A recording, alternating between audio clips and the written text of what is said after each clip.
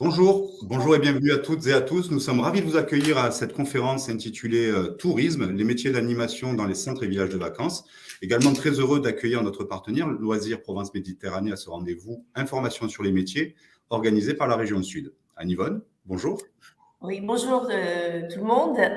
Sachez que d'autres présentations de ce type, des séquences webinaires, auront lieu dans les semaines à venir. Vous pouvez retrouver la programmation de ces temps sur le site orientationregionsud.fr. Voilà, d'ores et déjà, je m'arrête là et je laisse la parole à Thierry Baranco pour tout nous dire sur les métiers de l'animation dans les centres et villages de vacances. Oui, bonjour, merci Anne-Yvonne. Donc Thierry Baranco, je suis le directeur de Loisirs Provence Méditerranée, une association marseillaise qui organise des séjours sur tout le territoire national, mais également à l'étranger, en Europe et dans le monde, mais je vais vous expliquer un petit peu tout ça. Et puis je suis aussi, au titre duquel j'interviens aujourd'hui, vice-président de l'UNAT, l'Union nationale des associations de tourisme, vice-président pour la partie de la délégation Sud-PACA. Donc Provence-Alpes-Côte d'Azur, région Sud maintenant.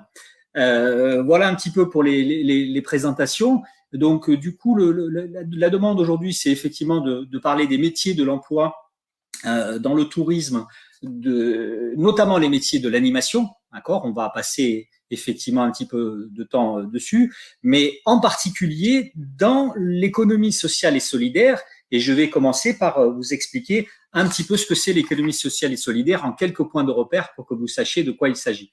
Merci.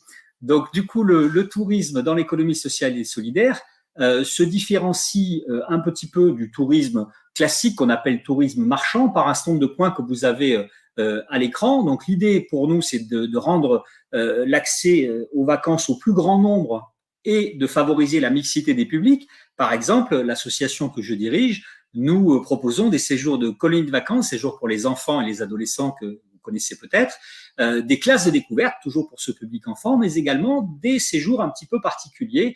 En ce sens, ce sont des séjours de vacances pour un public d'adultes en situation de handicap mental qu'on appelle des séjours de vacances adaptés. Et donc, c'est vrai que ça se différencie en offre de séjours de ce que peuvent faire effectivement d'autres types d'acteurs touristiques. Ensuite, on a en notre sein un prisme un peu, une focale sur le fait de participer à l'émancipation des salariés aussi par le travail. Ça veut dire avoir une bienveillance aussi à l'égard des salariés que nous embauchons de façon à les faire progresser dans le travail. Je vais vous donner un exemple qui est le mien. Souvent, c'est plus parlant. Moi, j'ai commencé animateur dans ce métier à 17 ans. Donc, je vais vous en parler un petit peu après sur les filières et les parcours pour être animateur. À 17 ans, passer le BAFA. Et aujourd'hui, j'en ai un petit peu plus. Je suis un petit peu plus âgé que mes 17 ans qui sont un petit peu loin. Et je dirige une association, effectivement, dans le cadre de l'économie sociale et solidaire qui organise ces séjours. Donc, c'est pour vous dire qu'on peut aussi en faire un parcours et un parcours professionnel effectivement de l'animation par lequel on rentre bien souvent de façon ponctuelle et occasionnelle, comme ça a été mon cas, autour grâce à un petit job d'été, un moment où vous allez travailler en général l'été pour ce qui me concernait, et puis finalement on trouve ça sympathique et plaisant et puis on y reste, ce qui est mon exemple. Donc, vous donner quelques chiffres maintenant pour la diapo d'après. Merci Cyril. Du coup, quelques chiffres clés, quelques points de repère pour vous donner un petit peu une idée de ce que c'est l'UNAT en région Sud et les différents types de structures auxquelles ça correspond. Donc, vous avez donc 176 hébergements qui sont répertoriés dans notre région, qui sont, pour parler de quoi il s'agit exactement, des villages de vacances, des centres de vacances pour enfants, d'auberges de jeunesse, de centres internationaux de séjour, de camping. Nous, par exemple, je vais ponctuer mon propos d'exemple effectivement de Loisirs Provence Méditerranée. Nous, par exemple, nous gérons 3 structures dans la région, une entre Manosque et Fort-Calquier dans les Alpes de Haute-Provence, une et 2 autres dans les Hautes-Alpes au-dessus du lac de Serponçon à Baratier, à côté d'Embrun, et puis encore plus haut dans le parc national des Écrins à Pelvoux-Valouise. Ce sont des maisons qui accueillent tous les publics que je vous décrivais, aussi également des groupes, des familles, etc. Nous sommes très organisateurs de séjours. Donc là, non seulement on accueille, on héberge dans nos maisons, mais on organise aussi les séjours. C'est là où on va trouver la dimension d'animation. On va avoir des animateurs qui vont être embauchés pour encadrer les séjours. Vous les avez sur cette diapositive en haut à droite, donc des animateurs qui encadreront des séjours de vacances adaptés, des colonies de vacances, des classes découvertes, etc. Donc au total, ça fait quand même, vous voyez, 5000 emplois, un peu plus de 5000 emplois sur la région, ce qui fait à peu près 2000 équivalents temps plein. ETP, c'est équivalent temps plein, puisque dans l'animation, il n'y a pas des emplois à temps plein forcément. Il y a des emplois qui peuvent être occasionnels, plus ou moins longs sur l'été ou sur les petites vacances. Et puis, il y a aussi des emplois à l'année. Donc, vous avez la répartition entre les 5000 emplois occasionnels, mais qui équivalent à peu près presque 2000 emplois si on les annualisait. Vous avez ensuite le volume des arrivées, donc les publics qu'on accueille, plus de 460 000 donc, sur l'année 2021, et puis le chiffre d'affaires en euros, ça pèse 163 millions d'euros, effectivement, dans la région, les accueils de ces publics sur nos différentes maisons. Donc, c'est un secteur d'activité tout à fait probant, quand même. Hein. Donc là, on est sur l'échelon régional. Hein. Au niveau national, l'UNAT aussi existe, et l'ensemble de cette offre qui est proposée en région existe aussi sur le plan national, et bien sûr, les chiffres sont plus importants. Du coup, on va passer maintenant à nos métiers. Qu'est-ce qu'on propose dans ces maisons? Donc, c'est la diapositive d'après. Qu'est-ce qu'on propose dans ces maisons? Donc, ces campings, ces villages de vacances, ces centres de vacances, on propose un certain nombre de métiers. Donc, nous, aujourd'hui, on va voir après, dans la suite de la présentation, on va plutôt voir des métiers liés donc à l'animation. C'est là-dessus qu'on va pouvoir échanger. Mais on propose, comme vous avez à l'écran, tout un tas de métiers qui soient au siège des métiers plutôt autour de la comptabilité, des ressources humaines, de l'exploitation et de la gestion du patrimoine, donc des maisons, des villages de vacances et des centres de vacances. Il y a tout un tas d'emplois dans les sièges qui vont suivre cette activité qui est réalisée sur les maisons mêmes, hein, sur chaque structure. Des fonctions de direction, des fonctions d'accueil, bien sûr, dans les structures, des fonctions de restauration. On embauche, bien sûr, des chefs, des seconds, des plongeurs, etc. dans nos maisons pour pouvoir accueillir les gens et les séjours en restauration, en pension complète. Et puis, bien sûr, on va y passer la fin de notre présentation maintenant, des animateurs. Et en gros, il y a 3 types d'animateurs. Des animateurs plutôt en direction d'un public enfant, donc les colonies de vacances, les classes découvertes, les clubs enfants. Peut-être connaissez-vous la formule en village de vacances, où il y a des clubs enfants dans lesquels les familles vont pouvoir venir effectivement amener leurs enfants, et puis les enfants vont être pris en charge par des animateurs et faire des activités. Les colonies de vacances, on a les enfants qui viennent prendre le départ du train ou du car dans une gare ou dans un endroit, et les parents ne viennent pas par contre en séjour. Nous prenons les enfants seulement en séjour, effectivement, pendant 8 jours, 10 jours, 15 jours, etc.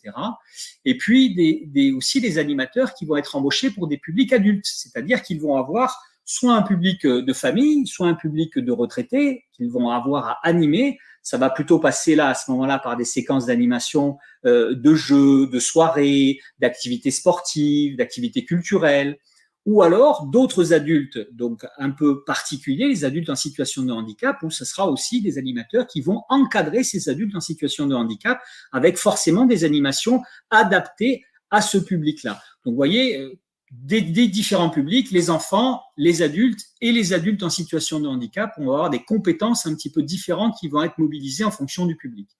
Donc, une variété. Je peux me permettre de vous interrompre, puisque je vois que dans le chat, il y a une question sur la formation justement spécifique pour le public, pour l'accueil de public handicap. Est-ce nécessaire d'avoir une formation?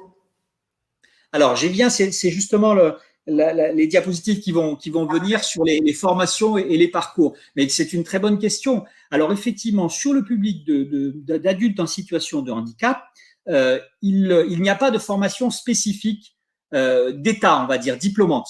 D'accord? Vous allez pouvoir faire les types de formations qu'on va voir juste après, qui sont des formations classiques pour être animateur. Et ensuite, c'est à chaque organisme, l'organisme que je dirige, Loisirs Provence Méditerranée, est habilité par les pouvoirs publics à pouvoir faire et proposer ce type de séjour pour les adultes en situation de handicap. Et nous avons une obligation, au travers de cet agrément, de former nos encadrants. C'est-à-dire que c'est la formation interne. On va compléter la formation classique de l'animateur qui va s'être formé, souvent, on va le voir, c'est au BAFA ou au BPGEPS, des formations qui sont donc qualifiantes ou diplômantes. En plus de cette formation de base, on va dire, de départ, qualifiante ou diplômante. Nous avons l'obligation, en tant qu'organisme de séjour adapté pour adultes en situation de handicap mental, de renforcer cette formation en les formant directement. Voilà exactement la réponse par rapport à cette question sur les séjours pour ces publics-là. Donc, si on continue effectivement le déroulé, c'est une transition parfaite sur l'animation. Voilà ce que je vous disais pour qualifier un petit peu de quoi on parle, les différents types d'animation possibles, les enfants et les adolescents, les adultes, donc plutôt village de vacances, adultes, familles, voire seniors qui viennent aussi en village de vacances profiter des animations qu'on va leur proposer, les jeux, les quiz, les soirées, etc. Et puis cette animation plus spécifique pour des publics en situation de handicap. Donc, si on vient maintenant aux formations, à la diapositive d'après, ça va faire le lien avec ce qu'on disait. Donc, voilà. Souvent, c'est la partie du haut de la diapositive, on rentre dans nos métiers par le BAFA. Ensuite, le BAFD, donc BAFA, brevet d'aptitude aux fonctions d'animateur, et BAFD, brevet d'aptitude aux fonctions de directeur. En général, on commence plutôt par le BAFA, effectivement, puisque c'est une formation qui se fait en plusieurs stages et qui donne la possibilité d'encadrer occasionnellement, comme on dit, des séjours de colonies de vacances, de classes de découverte, les clubs enfants aussi. On peut travailler dans un club enfant dans un village de vacances. Et donc, il y a 3 étapes, 3 stages. Le premier est un stage de formation théorique. Le deuxième est un stage pratique. Donc, on encadre en tant qu'animateur stagiaire. Donc, on est dans une équipe d'animation avec d'autres animateurs diplômés et puis avec un directeur ou une directrice. Mais c'est sa première expérience d'encadrement, ce stage pratique qui doit durer au moins 8 jours. Et puis, on a aussi un stage ensuite d'approfondissement. Donc, il se fait en 3 étapes pour être qualifié, pour être ensuite avoir cette qualification. Ça n'est pas un diplôme. J'insiste sur ça, c'est pas diplômant, c'est qualifiant. Cette qualification du brevet d'aptitude aux fonctions d'animateur, qui est un peu la porte d'entrée dans cet univers, on va dire, de l'animation. En général, ça se passe un peu comme ça. Moi, je reprends l'exemple de tout à l'heure. J'ai bien passé ce BAFA quand j'avais 17-18 ans pour commencer à travailler l'été. Et puis ensuite, certains vont devenir directeurs, hein, c'est la partie que vous avez sur la droite. Donc, il y a là, cette fois-ci, 4 autres stages à faire. Donc, vous voyez, c'est quand même un processus qui est un petit peu qualifiant et encadré par l'État. Hein. Tout ça, c'est normé par les pouvoirs publics. Et donc, certains vont passer directeur de colonies de vacances, de séjours adaptés, etc. Et d'autres, mais vont rester, dans cette qu'on appelle l'animation occasionnelle, c'est-à-dire qu'ils n'en feront pas un métier, ils vont de temps en temps encadrer. Et puis d'autres, c'est la partie du bas, vont en faire un métier, vont se professionnaliser, souvent c'est comme ça, mais on peut tout à fait commencer directement par le brevet professionnel, hein, si on le souhaite. Hein. Ça ne s'oppose pas, mais souvent c'est comme ça, et donc ils vont passer ce BPGEPS. Alors le BPGEPS, c'est le tronc commun, le général, le brevet professionnel, effectivement. Maintenant, il y a des déclinaisons à ce jour, il y a beaucoup de BP, de brevets professionnels qui ont été déclinés par type de sport, notamment, où on peut passer différents BP. Celui-ci est le générique qui permet d'accéder à des fonctions d'animation de clubs enfants, de structures de villages de vacances, de colonies de vacances, etc., etc. Et petit à petit, de fil en aiguille, monter un petit peu. Vous allez pouvoir passer ensuite d'animateur à responsable d'animation.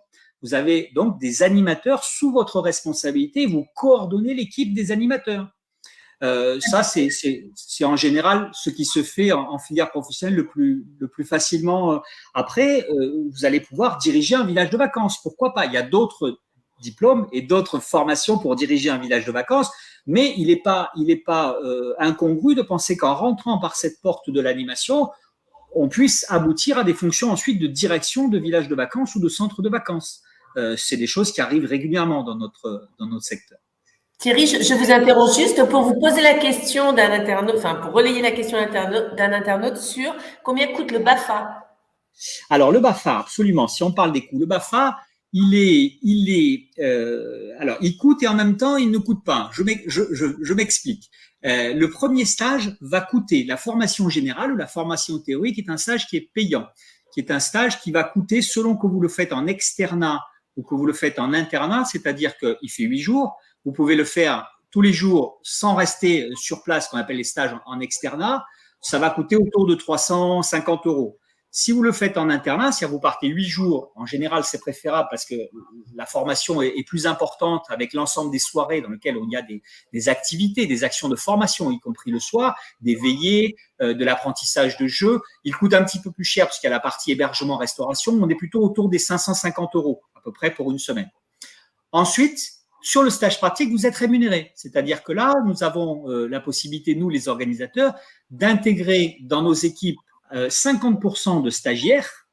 Nous, par exemple, à Loisirs Provence Méditerranée, on en accueille un peu moins. C'est-à-dire qu'on accueille entre 25 et 30% de stagiaires et le reste en diplômés parce qu'on essaye d'avoir des équipes qui sont un petit peu plus formées. Mais la réglementation nous donne la possibilité de faire 50-50, 50% de diplômés, 50% de stagiaires.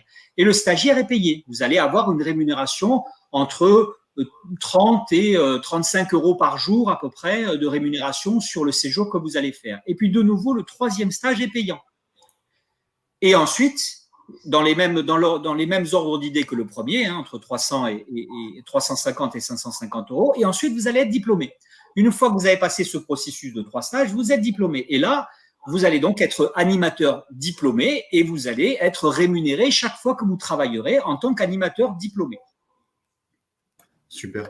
Merci Thierry pour cette précision. Juste également rappeler que la région Sud, intervient effectivement sur le financement du 3e module du BAFA à destination des 17-25 ans. Voilà, je vous ai mis le lien également dans le fil de discussion. Il n'y a pas d'autres questions, Anne-Yvonne, dans le chat sur ces questions de parcours, de formation, parce que… De parcours et de formation, non, mais juste une interrogation d'un internaute que je relais également sur le caractère saisonnier du métier d'animateur.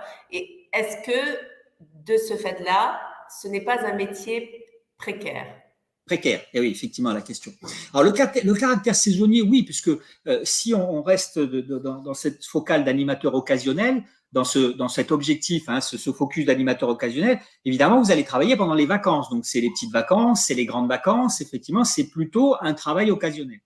Par contre, après, c'est pour ça que c'est intéressant de mettre en miroir. Si on va faire un métier, donc on part plutôt vers des filières professionnalisantes, donc avec le BPGEPS par exemple, on va pouvoir travailler sur des saisons beaucoup plus longues. C'est-à-dire qu'un village de vacances, un centre de vacances pour lequel vous allez être embauché en tant qu'animateur ou responsable d'animation après d'une équipe d'animation, vous allez avoir en général autour de 5-6 mois par saison de travail. C'est-à-dire que le village de vacances ou le centre de vacances va être ouvert au minimum d'avril à octobre.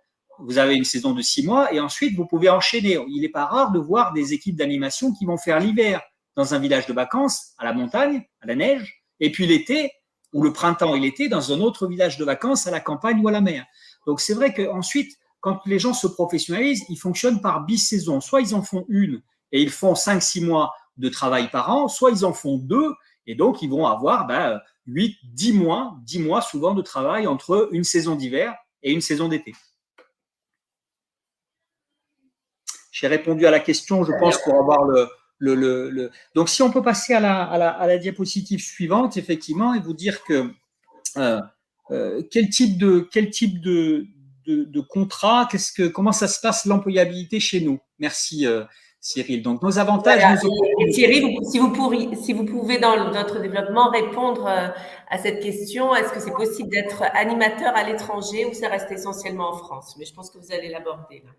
Oui, tout à fait. Donc, je vais répondre tout de suite, effectivement, parce que c'est vrai que c'est quelque chose que j'ai pas évoqué, parce que c'est vrai que nous, notre activité est aussi en France et à l'étranger, mais bien sûr qu'on peut être animateur en France ou à l'étranger, ça ne change rien. Là, on parle bien des qualifications, des diplômes. Je pense que j'ai été assez clair sur les diplômes, les qualifications occasionnelles et les diplômes professionnels, mais ceci, ça s'applique aussi bien en France qu'à l'étranger.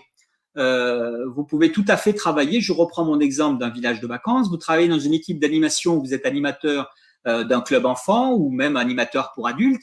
Vous faites des soirées, vous faites des animations. Vous pouvez tout à fait le faire dans un village de vacances en Crète.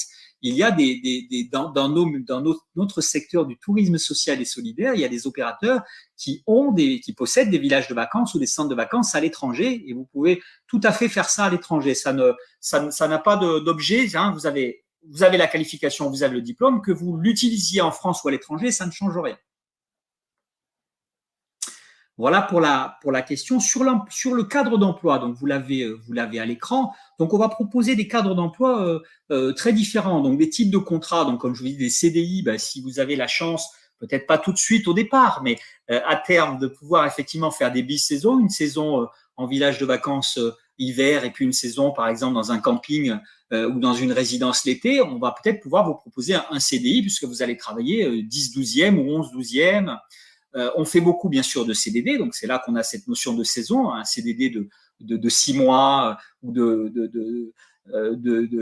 ce soit à la mer ou à la montagne, en saison d'hiver ou en saison d'été, des contrats saisonniers, donc plutôt sur l'été, de l'alternance aussi, des contrats aussi des plus occasionnels, donc ce qu'on appelle les contrats d'engagement éducatif pour les animateurs BAFA, donc c'est là où on est c'est des contrats occasionnels pour les employés pendant l'été ou pendant l'hiver, quand ils vont encadrer des colonies de vacances ou des séjours de vacances adaptés pour les adultes en situation de handicap. Donc, vous voyez, ce que je veux vous dire, c'est qu'il y a tout un tas de différents contrats qui répondent à différents besoins, à différentes réalités selon qu'on va travailler 15 jours. Si on travaille 15 jours, on va être en CE, on sera plutôt un animateur occasionnel. Et si on travaille 10 mois dans l'année ou 12 mois, forcément, ce sera un CDI. Voilà, les choses vont petit à petit se construire dans le cadre d'un parcours, effectivement, d'emploi que les jeunes vont pouvoir faire. Ce qui va forcément influencer le salaire, j'imagine. Pardon ? Ce qui va forcément influencer aussi le niveau de rémunération que vous allez évoquer, j'imagine. Voilà, absolument. Bien sûr. Le niveau de rémunération va être complètement corrélé avec le type de contrat. D'accord ? Quand on est sur des contrats que j'évoquais occasionnels, type contrat d'engagement éducatif, où on va travailler 8 jours ou 15 jours dans l'année, parce que ça peut être aussi ça. On est étudiant, on vient faire une colonie de vacances l'été, on est, je vous disais, rémunéré autour de 30-35 € par jour. Quand on va être sur un CDI ou un CDD, c'est pareil, c'est le type de contrat qui est différent, on va être rémunéré effectivement sur la base minimum du SMIC légal, puisqu'on ne peut pas faire autre chose de moins, on va le dire comme ça, on ne peut pas faire moins effectivement dans notre pays, ce qui est heureux. Mais on va être rémunéré sur la base du SMIC effectivement minimum, voire plus. Ça peut être plus effectivement dans le cadre d'un CDI, dans un cas d'un village de vacances, par exemple, si vous travaillez 12 mois sur 12. C'est pour ça que je vous donne les deux bornes, j'ai envie de dire, de l'échelle, parce que ça ne correspond pas du tout aux mêmes réalités. Dans un cas de figure, c'est un petit job que vous allez faire 8 ou 15 jours, vous allez commencer par ça.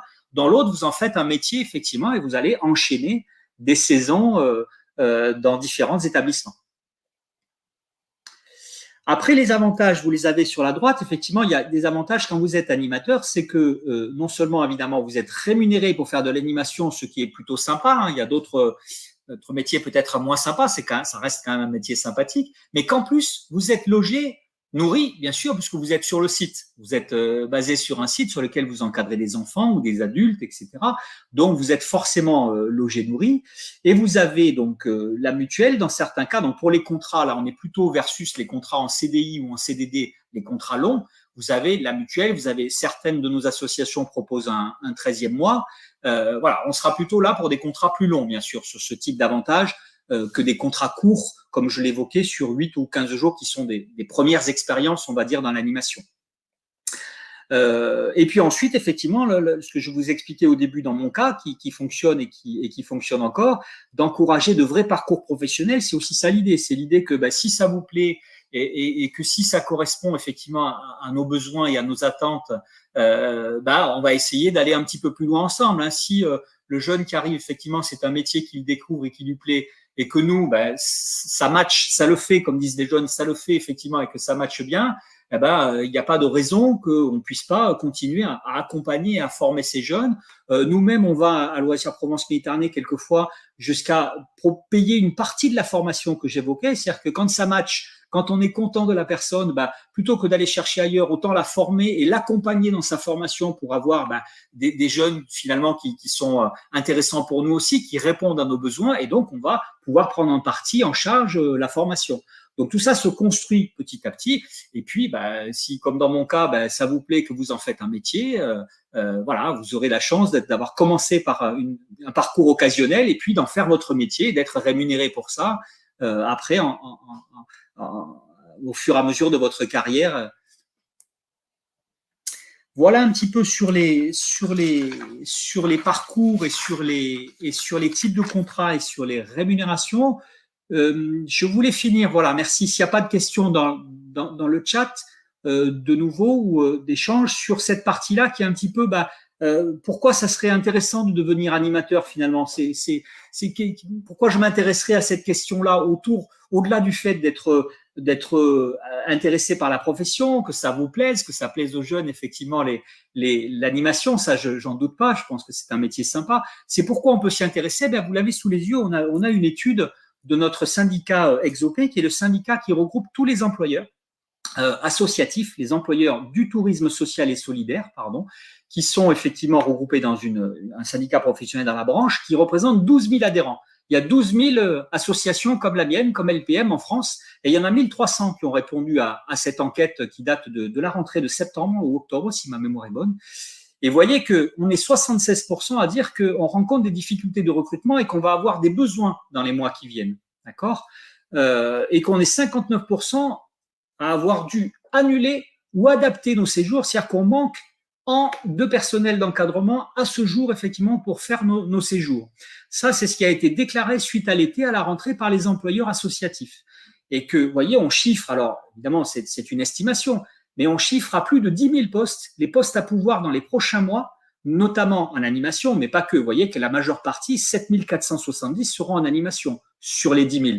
Le reste, effectivement, l'entretien, la direction, la restauration, on a un peu moins de besoins, mais on a quand même des besoins. Mais l'essentiel des 10 000 postes, des 10 786 postes, seront nécessaires pour 7 470 d'entre eux dans l'animation. Donc, il y a un vrai sujet aujourd'hui de l'animation, et nous, pour le dire simplement, cet été, nous avons dû annuler plusieurs séjours parce que nous n'avons pas trouvé le public à temps, le public, je veux dire, d'encadrement des séjours, les animateurs, je veux dire, pour encadrer ces séjours à temps. Et que quelques semaines avant les séjours, parce qu'il y a des délais légaux sans rentrer dans les détails, nous devons déclarer ou annuler nos séjours. On a des déclarations à faire, notamment pour les enfants et pour les séjours pour les adultes en situation de handicap. Il y a un aspect réglementaire qui est assez fort dans notre pays et nous avons à déclarer nos séjours et à déclarer notre encadrement. Mais si nous n'avons pas l'encadrement, nous ne pouvons pas faire les séjours et donc nous les fermons. Donc, c'est un peu particulier. Ce n'est pas la même chose, évidemment, sur les villages de vacances, les séjours pour les adultes, les familles, les seniors. Ce n'est pas le même cadre réglementaire. Et donc, ça veut dire qu'on a besoin de retrouver des jeunes qui viennent nous retrouver pour encadrer nos séjours à partir de l'année prochaine. Il y a ce besoin devant nous. Donc, moi, j'invite tous ceux qui sont intéressés à pouvoir venir se former, d'abord s'informer, c'est ce qu'on fait aujourd'hui, et puis se former ensuite à ces métiers dont nous avons besoin dans les prochains mois et les prochaines années. Oui, merci Thierry. Notre webinaire touche à sa fin. Yvonne, peut-être la remontée d'une dernière question. Oui, une dernière, deux questions qui sont assez rapides à traiter. Des conseils pour gérer les situations de crise. Voilà, donc si on n'est pas fait pour ça, c'est un peu plus vous compliqué. évitez, ou est-ce qu'il y a toujours une formation sur le tas, voilà. Les situations de crise que je comprends bien avec sur site, c'est-à-dire que pour gérer une situation de crise entre des vacances. Voilà. D'accord. Le principe, c'est que les gens ne sont pas seuls, on travaille toujours en équipe, les jeunes ne sont pas seuls. Et c'est justement aussi pour ça que les stagiaires, on ne va pas avoir une équipe qui va être formée que de stagiaires. Ce que je vous expliquais tout à l'heure, il va forcément y avoir des gens qui sont diplômés ou qualifiés et des gens qui sont stagiaires, qui sont donc en apprentissage. Donc, on va essayer de mixer comme ça les différents profils pour pas que les jeunes se retrouvent en face de situations auxquelles ils auraient à être confrontés de façon, seuls. Ils seront forcément accompagnés. Après, il y a des équipes de direction sur les sites.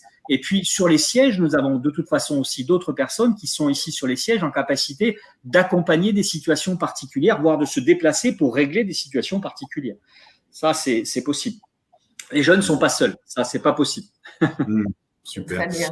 Et enfin, la question de Juliette qui s'interroge sur le choix. Est-ce qu'on peut choisir le village vacances où on travaille ou est-ce que c'est imposé? Bien entendu, c'est une candidature spontanée et libre de la part ça se fait beaucoup dans la discussion parce qu'effectivement, l'animation, c'est quand même un métier un peu particulier. Il faut que ça matche avec le village de vacances, la structure. Il faut que ça matche avec le directeur ou la directrice ou votre responsable d'animation, votre N+1. Donc, en général, ça reste beaucoup dans la discussion. On va vous proposer 1 ou 2 postes et puis vous allez avoir le directeur ou la directrice au téléphone. Vous allez avoir le jeune, va avoir la responsable de l'équipe d'animation au téléphone. Et puis, on va voir si ça match, si ça le fait pour la décision finale de lui proposer tel ou tel séjour ou tel. Parce qu'après, derrière, il faut quand même qu'on a une responsabilité d'encadrement vis-à-vis de ces publics d'enfants ou de ces publics d'adultes en situation de handicap ou de famille.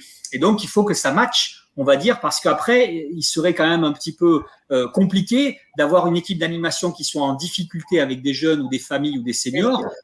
On préfère prendre les devants et s'assurer que ça matche à l'avance, quoi. Bien sûr.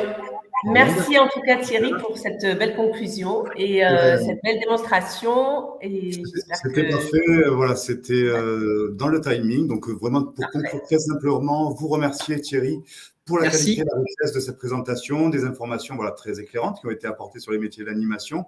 Anne-Yvonne, je te laisse le mot de la fin. Souhaiter une très bonne fin de journée à tout le monde. Et voilà, oui, et sachez que vous pourrez retrouver ce webinaire en replay sur la chaîne YouTube de la région qui donc s'appelle Information, Orientation, Formation, Métier. Voilà, ainsi que les autres épisodes et précédents webinaires. Voilà, vous retrouverez le lien dans le fil de discussion. Très bonne fin de journée, bonne soirée à tout le monde. Merci beaucoup. Encore merci. Merci Dorian. Au revoir. Hop.